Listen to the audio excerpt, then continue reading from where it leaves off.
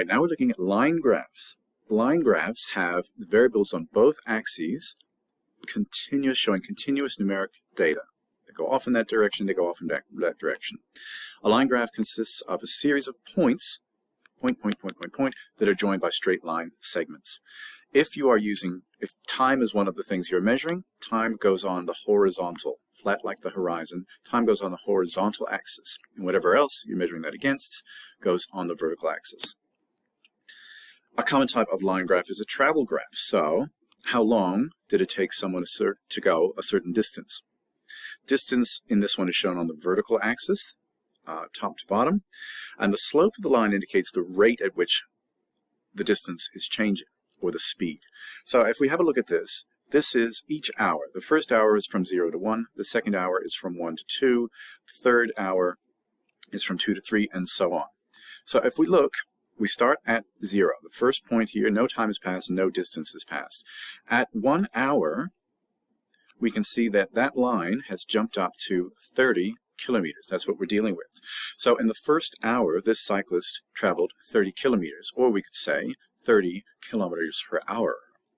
And then in the next 2 hours here, we can see that this person is at rest, because at the 1 hour point, they have traveled 30 kilometers, and still 2 hours later, at the 3 hour point, they have traveled no further, so they have stopped.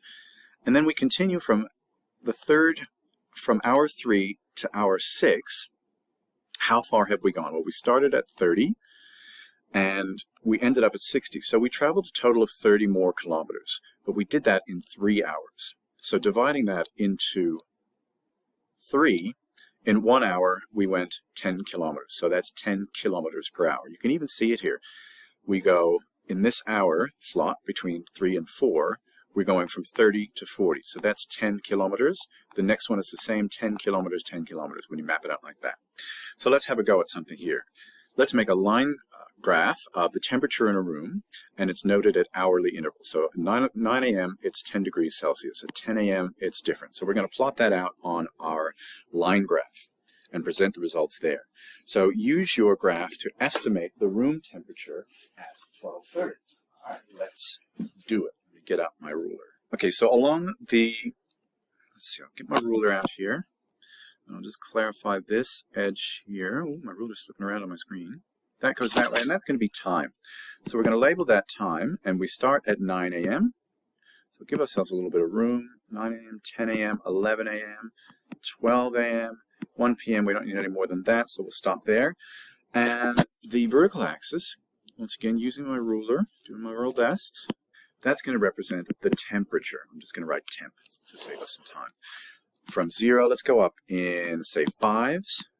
Oh, I should put is in degrees Celsius too, so we know, because temperature can be measured in different ways. How high do we need to go? Let's see, our highest is 23, so we can stop at 25. All right, now what I'm going to do is I'm going to take this information, and I'm going to start at 9 a.m. At 9 a.m., it was 10 degrees. So I'm going to put that on my chart, 9 a.m., 10 degrees. There's my first dot. At 10 a.m., the temperature is now 15 degrees. So 10 a.m., follow that up, and I put my dot at 15. I'm going to connect these dots with straight lines. 11 a.m., I think you see where I'm going with this. At 11 a.m., it was 20 degrees. At 12 p.m., it's 23.